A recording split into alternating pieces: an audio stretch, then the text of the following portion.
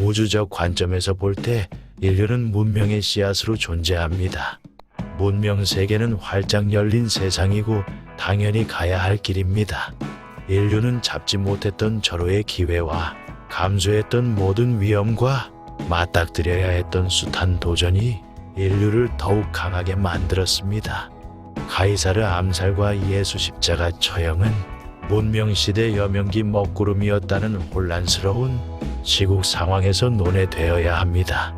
문명 발달에는 견인차 역할을 했던 선각자들이 있었고 역사적 퇴행에서는 시대감각과 역사의식을 전혀 갖추지 못한 한심한 통치자도 있었습니다. 아우구스투스 황제는 옥타비아누스라고 불리던 초기 6년 동안 4번 결혼했습니다. 19세 때 원로원 의원 푸블리우스의 딸과 이혼하고 22세의 풀비아의 딸 풀크라와 이혼하고 23세의 스크리보니아와 이혼하고 25세의 리비아와 재혼했습니다. 재혼할 당시 스크리보니아가 낳은 딸 율리아는 1살이었습니다. 리비아는 4살 난 아들 티베리우스가 있었고 임신 7개월이었습니다. 그런데도 재혼을 했습니다. 만삭이었던 리비아는 드루수스를 출산하고 전 남편에게 돌려보냈습니다. 아내를 빼앗긴 전 남편은 우라병으로 시름시름 앓다가 기원전 34년 죽었습니다. 옥타비아누스의 핏줄을 생산하지 못한 리비아는 고아가 된 8살 티베리우스와 4살 드루수스를 오라고 해서 함께 살았습니다. 기원전 25년 아우구스투스 황제는 14세였던 율리아와 배다른 누이 옥타비아가 첫 번째 남편 사이에서 태어난 18세였던 마르켈루스와 부부의 연을 맺게 했습니다. 그러나 허약한 마르켈루스는 결혼 생활 2년 동안 자식을 낳지 못하다가 병사했습니다. 핏줄에 연연했던 아우구스투스 황제는 율리아 신랑감을 찾다가 마땅한 사람이 없으니까 시리아 군단 사령관이었고 자기와 나이가 같은 마르쿠스 아그리빠를 오라고 해서 사위로 삼았습니다. 아그리빠는 3번 결혼했습니다. 두 번째 부인 마르게라도 옥타비아 소생이었습니다. 그렇게 되니까 조카 사위를 사위로 승격시킨 꼴이 되고 말았습니다. 재혼할 당시 아그리빠는 42세였고 율리아는 18세였습니다.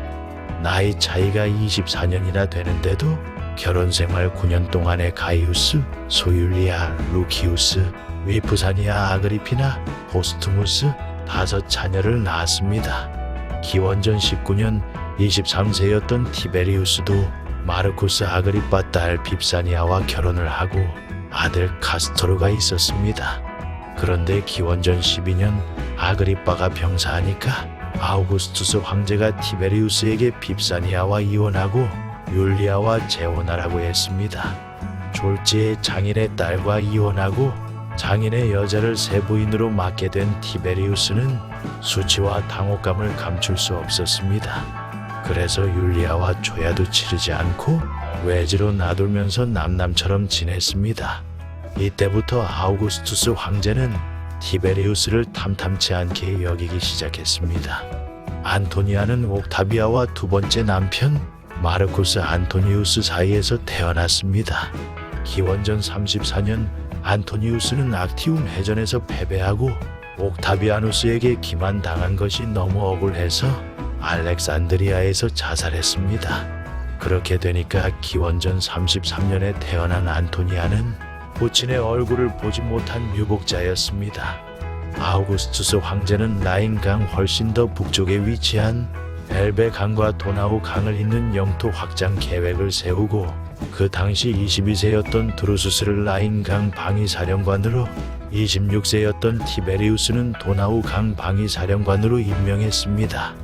임지로 가게 된 드루수스는 갓 결혼한 17세 안토니아와 함께 갈리아 수도 루구두눔에 가서 다음 해 아들 게르마니쿠스가 태어났고 2년 후 딸이 태어났고 기원전 10년 클라우디우스가 태어났습니다. 다음 해 1월 드루수스는 원로원으로부터 호민관 특권에 동의한다는 연락을 받았습니다.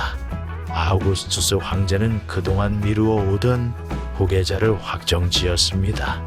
드루수스는 형이 후계자가 되어야 하는데 자신이 가로챈 것 같은 기분이 들어서 미안해했습니다.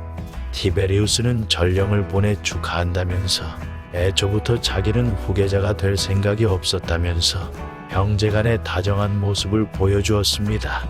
달포가 지난 2월 말 한파가 몰아치는데도 드루수스가 적의 동태를 살피려고 정찰에 나섰다가 말이 빙판길에 미끄러지면서 크게 다치고 루구두뇽 병영에 돌아와서 형을 애타게 찾았습니다.